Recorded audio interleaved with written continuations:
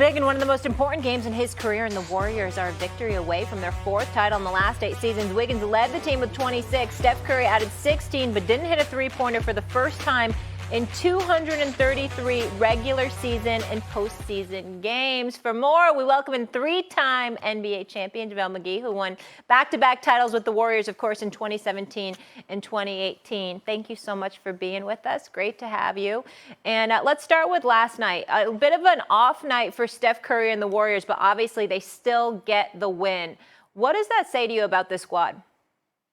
They're extremely deep, extremely deep. They have weapons all across the board, and I just feel like the signing of Andrew Wiggins was definitely a major one, and it's just really impressive what he's doing in the finals. JaVale, man, it's always good to see you, man. Thank you for being on the show. When you watch this Warriors team, obviously you played with Steph Curry, Klay Thompson before. You see Jordan Poole and how he's really elevated his game. Draymond is still there and what have you. But when you watch this Warriors team, tell us what you see from them that you don't see from too many teams in the National Basketball Association. Give us your perspective on what we're all watching.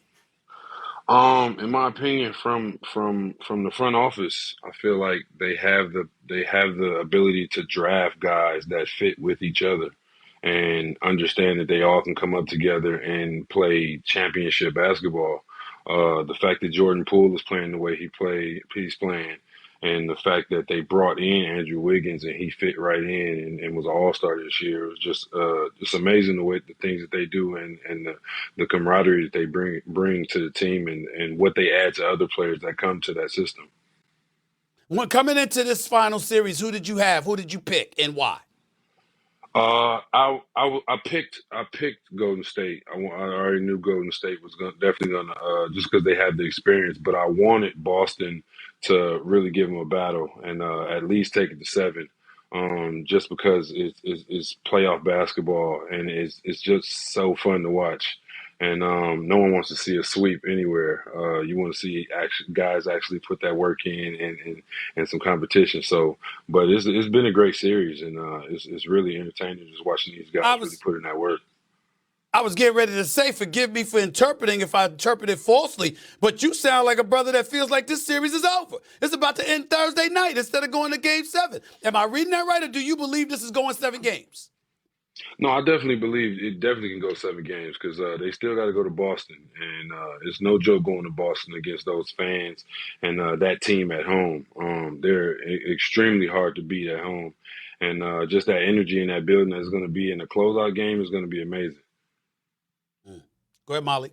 Yeah, let me get in here. I want to transition to the Brittany Griner situation because I know, JaVale, that's something that you're passionate about. And just one day ago, officials met with members of the Mercury. What do you want to say about that situation? I just don't understand why she's not here yet, why she's not back already. It's a lot of things going on in this world, and the fact that we have not even that she's a professional basketball player, just an American held over in Russia in jail right now is crazy. Like something should have been done when we first heard about it, when it first happened. And I believe it's been 3, 4, or I don't know how many months it's been, but she's over there in a whole different country, and it just doesn't make sense that she's not over here yet.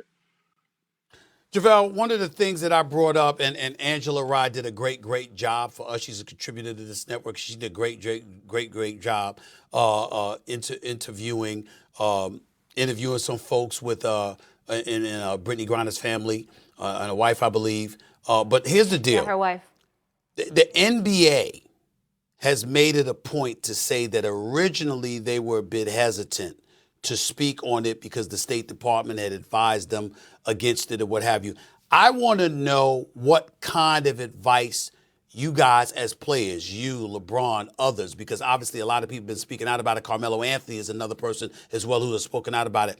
What kind of advice, if any, have y'all received, whether it's from the government, from your teams that you represent, et cetera, on when to speak about this issue and how to speak about this issue just because it's involving the sensitivity? We're talking about Putin over there running Russia, and we know what he's doing with Ukraine and what have you. I'm wondering what kind of advice y'all have received.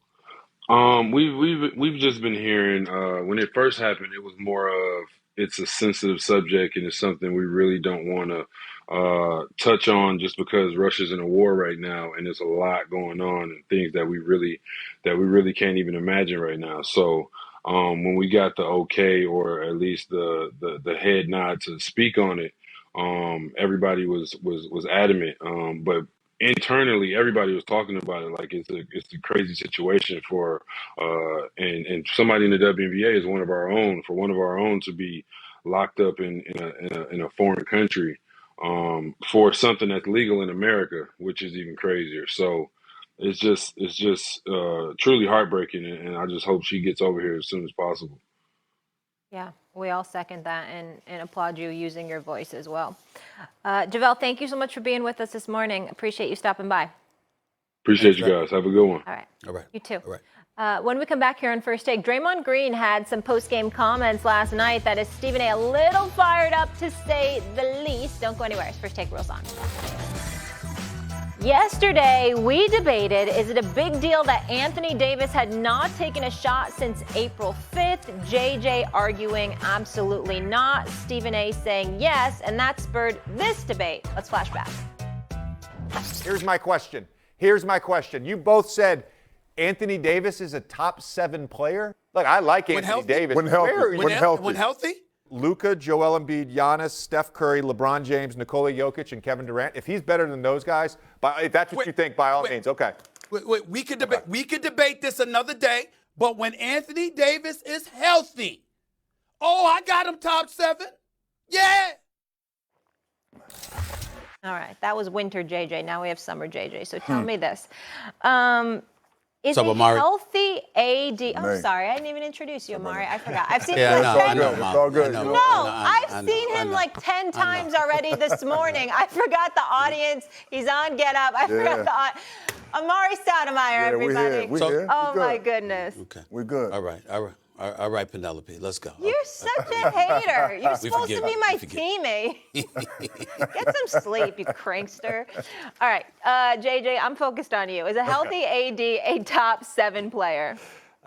No, he's not. And again, like I said yesterday, he's a great player. Yeah. And he's been primarily unavailable since they won the championship in the bubble. He played half the Lakers games in 2021. I think he played 36 games of the 72, and last year he missed 50 games. He hasn't been healthy.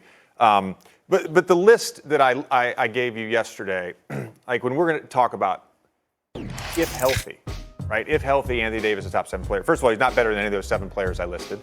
He's not better than Kawhi Leonard when healthy, if we're going to go that route. He's certainly not better than Kawhi. So yesterday you said you're going to take him over Luka, and you're definitely not going to take him over a healthy Kawhi Leonard. Like that's crazy, Stephen A. So he's just not a top 7 player. No, he's in that next tier of guys. But here's the issue with the next tier of guys. I'm going to give you the next tier of guys in my eyes.